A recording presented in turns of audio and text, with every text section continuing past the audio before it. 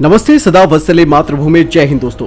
America की force पूरी तरीके से अफगानिस्तान को छोड़ देगी सितंबर तक और ऐसे में चीन ने तैयारी कर ली है उस पर कब्जा जमाने की और ये भारत के लिए भी एक टेंशन है। आपको बता दें कि अफगानिस्तान में 20 साल तक तालिबान और अलकायदा के साथ जंग लड़ने के बाद अब अमेरिका चुपचाप वापस लौट रहा है। अमेरिकी सेना ने बगराम एयरबेस को भी अलविदा कह दिया है। ये वही हवाई अड्डा था जहां से वो तालिबान पर हमले करता था।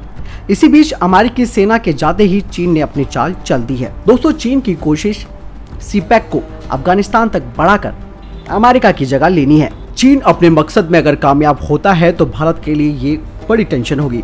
भारत ने अरबों डॉलर का निवेश अफगानिस्तान में कर रखा है। दरअसल इस युद्धग्रस्त देश के प्राकृतिक संसाधनों पर चीन कब्जा करना चाहता है। इसी वजह से चीन करीब 62 अरब डॉलर की बेल्ट एंड रोड प्रोजेक्ट का हिस्सा कहे जाने वाले सीपैक का विस्तार अफगानिस्तान तक करना चाहता है। अब अफगानिस्तान के अधिकारी चीन की इस परियोजना को अपने देश में शुरू करने पर विचार भी कर रहे हैं और यही नहीं, इस प्रोजेक्ट को बढ़ाने के लिए चाइना काफी मात्रा में इन्वेस्टमेंट भी कर रहा है। चीन सड़क, रेल और ऊर्जा पाइपलाइन बिछाने के लिए पाकिस्तान को बड़े पैमाने पर लोन दे रहा है, जिसका असर ये है कि कई देश अब BRI के कारण चीन के कर्ज के तले दबते जा रहे हैं और ऐसे में अब श्रीलंका भी आ गया है। बेल्ट एंड रोड परियोजना को वर्ष 2039 तक पूरा करना है। चीन पाकिस्तान के पेशावर शहर से अफगानिस्तान की राजधानी काबुल तक एक रोड बनाना चाह रहा है। इस बारे में चीन और अफगान अधिकारियों के बीच बातचीत जारी है। काबुल और पेशावर के बीच रोड बनते ही अफगानिस्तान सीपैक का औपचारिक रूप से हिस्सा बन जाएगा और वहीं चीन अपनी BRI परियोजना को काबुल तक बढ़ाने के लिए पिछले 5 साल से प्रयास भी कर रहा है, क्योंकि अफगानिस्तान की सरकार पर अमेरिका का दबदबा था, इसीलिए उसकी दाल नहीं गल रही थी। अब अमेरिकी सैनिकों की बगराम एयरबेस से वापसी के साथ ही चीन का अफगानिस्तान सरकार खुलकर स्वागत करने जा रही है। सूत्रों के अनुसार अफगानिस्तान के राष्ट्रपति अशरफ गनी को एक ऐसे सहयोगी की जरूरत है जो संसाधन, ताकत और क्षमता के आधार पर उनकी सरकार को सैन्य सहायता दे सके। चीन के विदेश मंत्रालय के प्रवक्ता ने बताया कि उनका देश अफगानिस्तान के साथ बातचीत कर रहा है।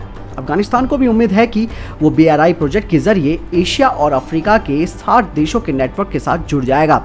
इससे चीन को फायदा ये होगा कि वो पश्चिम एशिया, मध्य एशिया और यूरोप तक अपनी पकड़ को मजबूत कर सकेगा, साथ ही अफगानिस्तान के प्राकृतिक संसाधनों पर भी कब्जा जमा सकेगा।